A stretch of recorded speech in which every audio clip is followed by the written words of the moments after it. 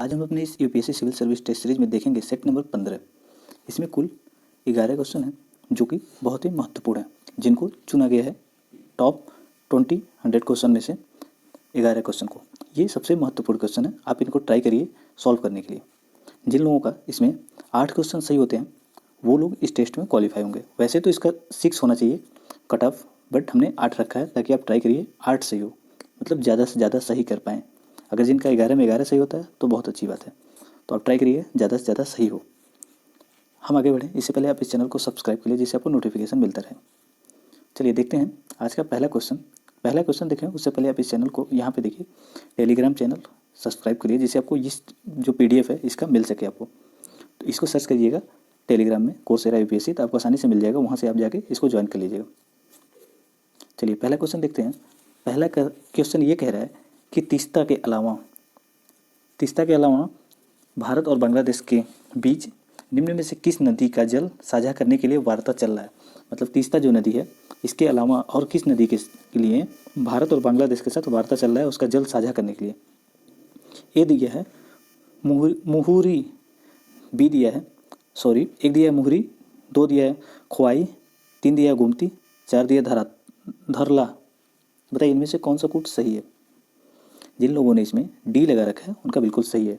ये चारों नदियों के साथ के जल साझा करने के लिए वार्तालाप चल रहा है, किसके साथ, बांग्लादेश के साथ।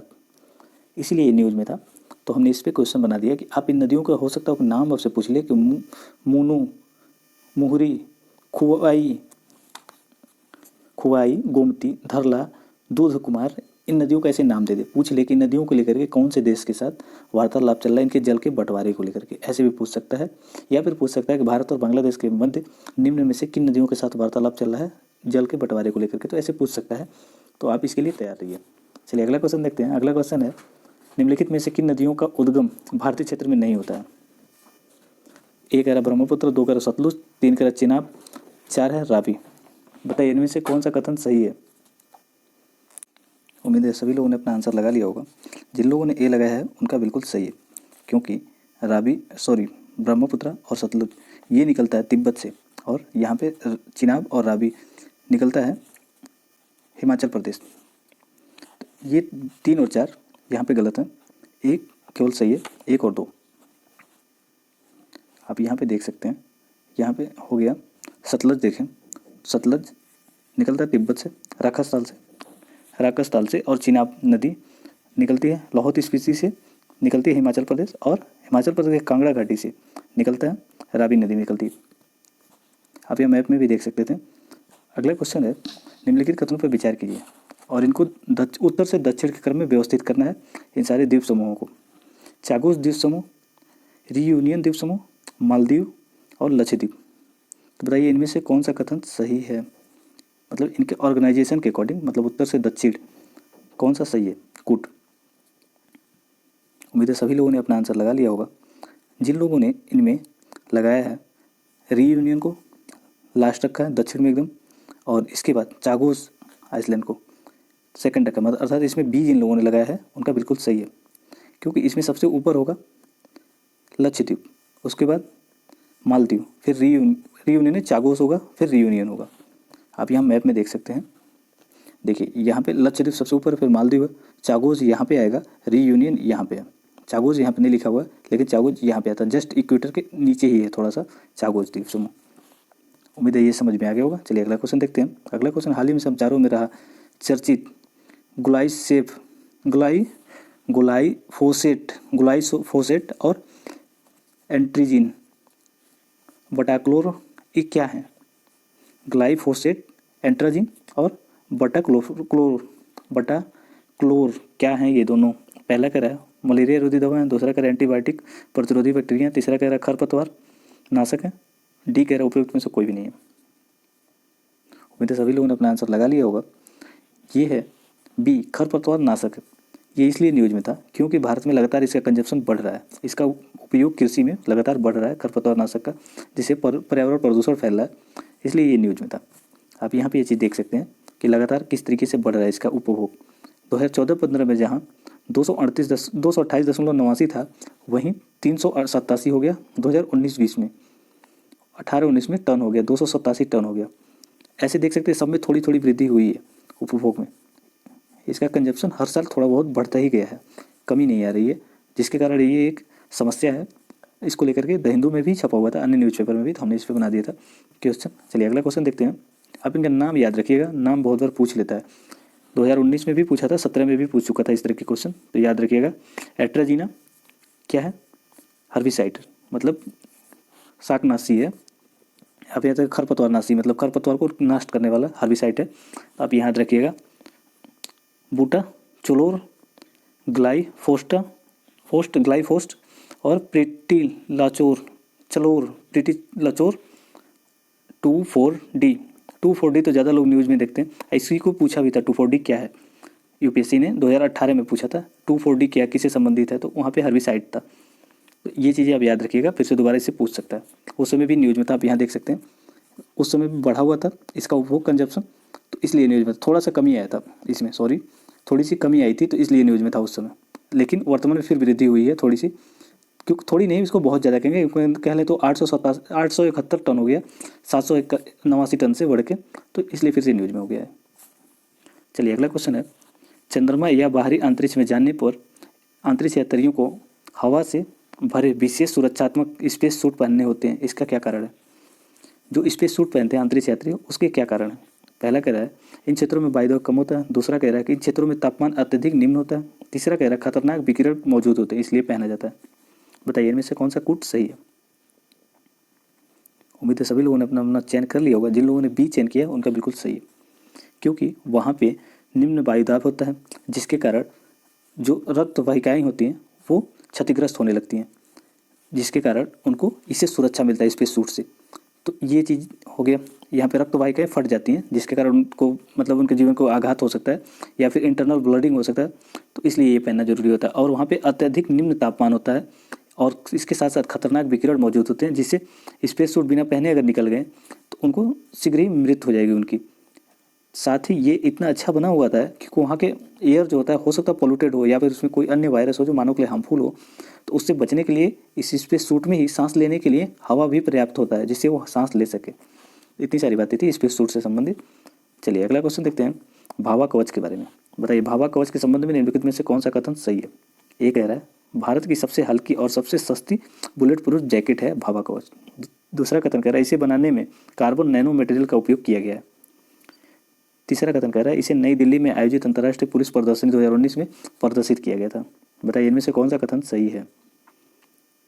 जिन लोगों ने इसमें सी लगा रखा है उनका बिल्कुल सही है, क्योंकि इसे भारत में विकसित किया गया और यह सबसे हल्की और सस्ती भी है भाभा कवच। दूसरा देखें तो ये कह रहा है नैनो कार्बन मटेरियल से बना है, तो ये भी बिल्कुल सही है, नैनो कार्बन मटेरियल यूज किया गया है उसके ऊपर, तो ये महत्वपूर्ण है। और यहाँ तीसरा देखें तो ये 2019 में प्रदर्शनी वो इसका भी प्रदर्शन किया गया था, तो ये भी सही थे। आप यहाँ पे देख सकते हैं कुछ विशेषताएं दी हुई हैं, जैसे कि ये जो है AK-47 7.62 mm का जो होता पिस्टल AK-47 राइफल, उसकी गोलियों से बचा सकता है ये, और इंसास जो होता है बुलेट, उससे भी इसको बचा सकता है। SLR 7.56 mm का जो होता है सेल्फ लोडिंग राइफल से इसे भी रक्षा करता है। तो ये काफ़ी महत्वपूर्ण था हमारे जवानों के लिए। आप लोगों ने पुलवामा अटैक के बारे में सुना होगा, वहाँ पे भी कई सारे जवानों की मतलब मृत्यु हो गई थी। तो इसको देखते हुए ये भाभा कवच बहुत ही महत्वपूर्ण हो गया इसको बनाना, तो इसीलिए इसको ये न्यूज़ में था। तो अब इसके बारे में बस जो चीज़ें आवश्यक थी उसको हमने समझ लिया। और जो एक चीज़ और समझ लीजिए, जो पुराना वाला था वो काफ़ी ज़्यादा वजन था उसमें, ये जो न्यू वाला है ये मात्र 9 kg का ही है। पहला वाला जो इसके पुराना वाला था वो 17 kg का था, वो काफ़ी ज़्यादा भारी था, तो इस मायने में भी ये महत्वपूर्ण हो जाता है। चलिए अगला देखते हैं। अगला कह रहा है कि द हार्न ऑफ अफ्रीका शब्द का उपयोग निम्न में से किसको दर्शाने के लिए उपयोग किया जाता है? एक कह रहा है जिबूती, दूसरा कह रहा है इरिट्रिया, तीसरा कह रहा है इथोपिया, चौथा कह रहा है सोमालिया। तो बताइए इनमें से कौन सा कोट सही है जो ये व्यक्त करता है द हार्न ऑफ अफ्रीका इनसे संबंधित है? उम्मीद है सभी लोगों ने अपना चयन कर लिया होगा। जिन लोगों ने डी लगाया है उनका सही है। यहाँ पे आप देख सकते हैं द हार्न ऑफ अफ्रीका, यहाँ पे जिबूती, इरिट्रिया, इथोपिया और सोमालिया, इन चारों से संबंधित है द हार्न ऑफ अफ्रीका, इसी को द हार्न ऑफ अफ्रीका कहते हैं। चलिए अगला क्वेश्चन देखते हैं। अगला क्वेश्चन है फॉरेस्ट कार्बन पार्टनरशिप फैसिलिटी और फॉरेस्ट इन्वेस्टमेंट प्रोग्राम किसकी पहल है? ए कह रहा है संयुक्त राष्ट्र पर्यावरण का, बी कह रहा है विश्व बैंक का, तीसरा कह रहा है संयुक्त राष्ट्र विकास कार्यक्रम का, और चौथा कह रहा है मतलब डी कह रहा है खाद्य और कृषि संगठन का। बताइए इनमें से कौन सा सही है? जिन लोगों ने विश्व बैंक लगा रखा है उनका बिल्कुल सही है, क्योंकि FCPF ये प्रोग्राम और FIP ये दोनों फॉरेस्ट इन्वेस्टमेंट प्रोग्राम और फॉरेस्ट कार्बन पार्टनरशिप फैसिलिटी ये दोनों प्रोग्राम संयुक्त राष्ट्र विश्व बैंक चला रहा है। तो ये 20 का सही आंसर है। आप यहाँ पे देख सकते हैं, देखिए यहाँ पे कर रहा है लीड, इसको कर रहा है वर्ल्ड बैंक। चलिए अगला क्वेश्चन देखते हैं। अगला क्वेश्चन है, भारत में संसद सत्रों के बारे में निम्नलिखित कथनों पर विचार कीजिए। ये कह रहा है भारत में संसद सत्रों की एक निश्चित तिथि निर्धारित है और एक वर्ष में 3 सत्रों का आयोजन होता है। आमतौर पर बजट, दूसरा कथन है, आमतौर पर बजट का सबसे लंबा सत्र अवधि होती है, मतलब जो बजट होता है जिस सत्र में जारी किया जाता है वो सबसे लंबा सत्र होता है। तीसरा कह रहा है संसद का सत्र भारत सरकार अधिनियम 1935 के प्रावधानों पर आधारित है। बताइए इनमें से कौन सा कथन सही है। जिन लोगों ने इसमें सी लगा रखा है बिल्कुल सही है। इसमें पहला कथन गलत है, क्योंकि संसद का जो सत्र होता है उसकी तिथि निर्धारित नहीं है, पहली बात तो ये। यहाँ पे एक वर्ष में 3 सत्रों का आयोजन नहीं होता है, 2 सत्रों का ही होता है ज़्यादातर, तो ये गलत हो जाता है। दूसरा देखें तो आमतौर पर बजट का सत्र सबसे लंबा होता है, तो ये बिल्कुल सही है। दूसरा और तीसरा कथन देखें भारत सरकार अधिनियम 1935 के प्रावधानों द्वारा निर्धारित होता है, तो ये भी सही है। 2 और 3 इसका सही कथन था। आप यहाँ पे देख सकते हैं, तो संसद के जो सत्र होते हैं उसकी तिथि निश्चित नहीं है। और अन्य चीज़ें देखें तो एक वर्ष में 3 सत्रों का आयोजन होता है, मतलब ये परंपरा रही है तो कि 3 सत्रों का आयोजन होता है, लेकिन आमतौर पर बजट का जो सत्र होता है सबसे लंबा होता है। एक वर्ष में 3 सत्रों का आयोजन होता है, वो चीज़ तो सही था, लेकिन कभी कभी नहीं होता है, 3 सत्र का आयोजन नहीं होता है, कभी होता है। तो ये कोई कंफर्म नहीं है कि 3 सत्रों का ही होगा, इसलिए वहाँ पे हम नहीं कह सकते थे कि सही है। और वहाँ पे जो कह रहा था सत्र जो निश्चित तिथि है, तो निश्चित तिथि नहीं होती है। कभी मान लीजिए आप लोगों ने देखा होगा राष्ट्रपति शासन या इमरजेंसी के कंडीशन में भी सत्रों का आयोजन नहीं होता, या फिर अन्य कोई जैसे कोरोना को जैसे 2 ही सत्र होंगे, तो ऐसी विपरीत परिस्थिति आती है तो वहाँ पे 2 या 1 भी हो सकता है, मतलब एक वर्ष में कम से कम 1 सत्र तो होना ही जरूरी है। तो यहाँ पे कहता है संसद सत्र मतलब संसद का जो सत्र है संविधान के अनुच्छेद 185 में निर्दिष्ट किया गया है। भारत सरकार 1935 अधिनियम के तहत एक प्रावधान किया गया कि एक वर्ष में कम से कम 1 बैठक तो होनी ही चाहिए, मतलब कंपलसरी है कि 1 बैठक होगी ही 365 दिन में। ये चीज़ आप याद रखिएगा, भारत सरकार अधिनियम 1935 के में प्रावधान किया गया कि कम से कम 1 वर्ष में कम से कम 1 बैठक होगी। चलिए अगला क्वेश्चन है।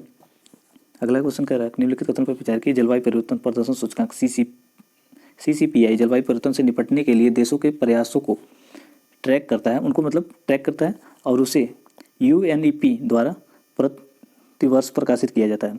तीसरा कथन कह रहा है, दूसरा कह रहा है UNFCCC जुर्माना लगा सकता है यदि कोई देश पेरिस जलवायु समझौते के तहत राष्ट्रीय स्तर पर निर्धारित योगदान NDC को पूरा करने में विफल होता है।